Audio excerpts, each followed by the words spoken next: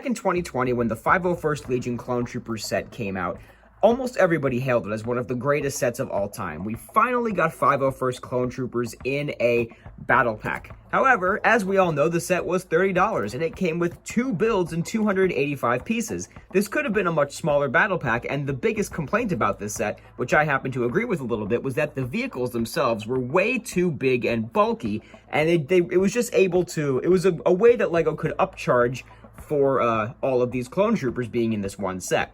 So a couple years ago, lots of people tried to make the builds smaller, and I finally jumped on that train as well, and tried to make the builds of the battle pack smaller. Now, as you can see, here are the builds from the set itself, and here is what I came up with to make the vehicles smaller.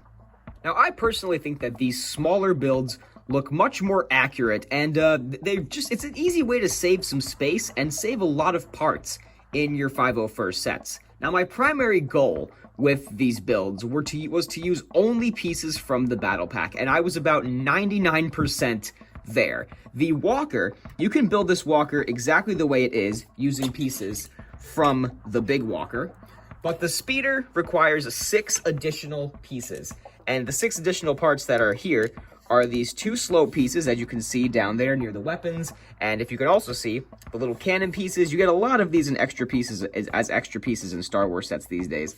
And then 2 cheese slopes in gray. Those were the only extra pieces to build this speeder, but there was no additional parts used whatsoever for the walker itself. Now let's start out with the walker. This is the one that I did most recently, and I'm actually very, very proud of this little thing. Now, obviously, ATRTs that LEGO does are always way bigger than they're supposed to be, and even this build is technically bigger than it's supposed to be. An ATRT shouldn't be too much bigger than a minifigure itself, but this guy is still a little bit bigger.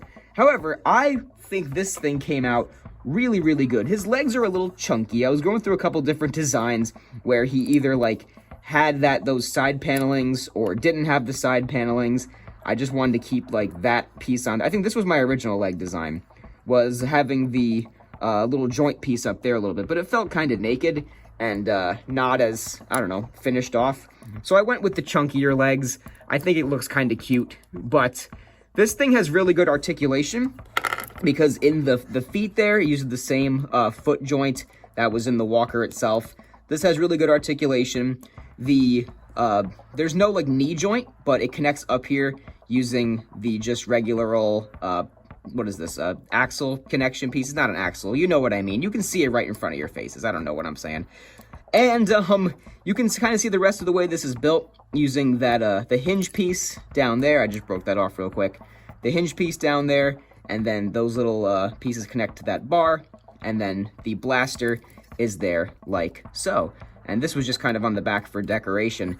But I wanted to use as many of the stickered pieces as I can that were from the walker, because I don't really have much of a use for all these stickered pieces, and I was able to use all of them. I've got this front panel here with the little double cheese slope on top, the 501 flaps, and then for the seat up there, I used that other sticker piece, and I used this, this bracket piece to be what holds on the Clone Trooper.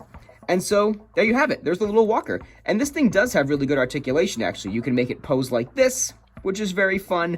You can probably get it even down one more. I haven't even tried this one yet. Yeah, there you go. You can get it down to like so. If you want to make it go straight up, it can look up and down just based on the legs here. You can have it look straight up. There's lots and lots of different ways you can pose this guy.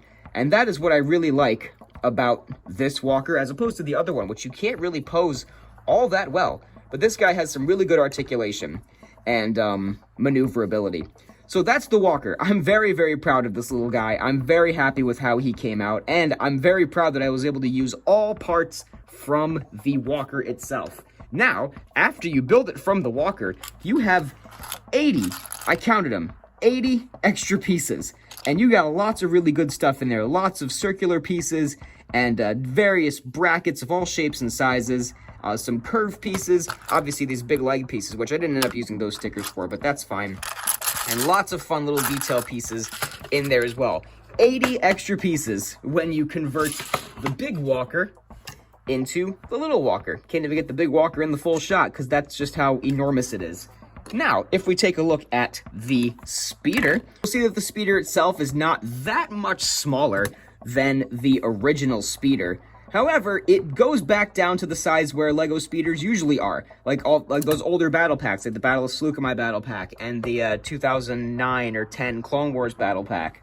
This was the 2011 battle pack, pardon me, but you can see here, it's just about the same size, almost exactly the same length, and it goes very well with these other speeders. But that's kind of that was my goal, was to make it so that it wasn't the long, ugly BARC speeder that came in the set. I didn't really have too much of a problem with this thing. It's just way too big for what it's supposed to be. I don't know if in canon this is accurate. I'm pretty sure something smaller is more accurate.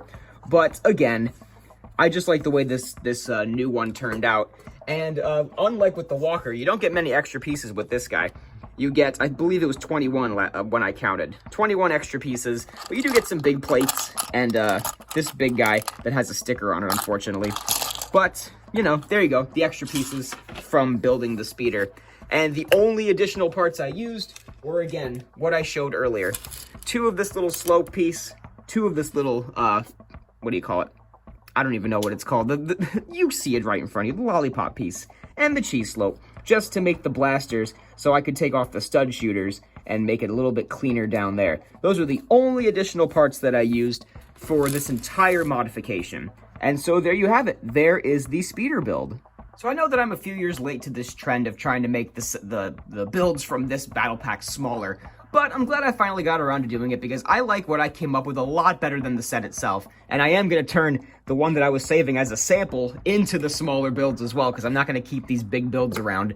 But I think this is a very good idea to save space on both your display shelves and your MOCs, and you get a whole bunch of extra pieces. You get 101 extra pieces if you convert both of these builds into these smaller versions. You get 101 spare pieces per 501st Legion Clone Trooper set that you have. Now, if you want instructions to these, I will do an Instagram post if enough people ask for it or care to know how I built these guys. So if you don't follow me on Instagram, give me a follow there. And, you know, within a little while, I'll be making posts about these guys and how to put together these MOCs, if enough people are indeed interested in how I put these things together, because it's very, very easy, and you don't need that many extra pieces in order to do so. And these are pieces that are fairly common in most people's collections. So, that's going to just about do it. I hope you guys enjoyed this little MOC showcase of the small versions of the 501st Battle Pack builds. Give this video a thumbs up if you enjoyed. Leave me a comment down below. Again, let me know if you want instructions for these, and I'll post them on my Instagram. And leave all other thoughts in the comment section below. Thanks again for watching, guys. This has been Brian from Watermelon Studios. Peace out, guys.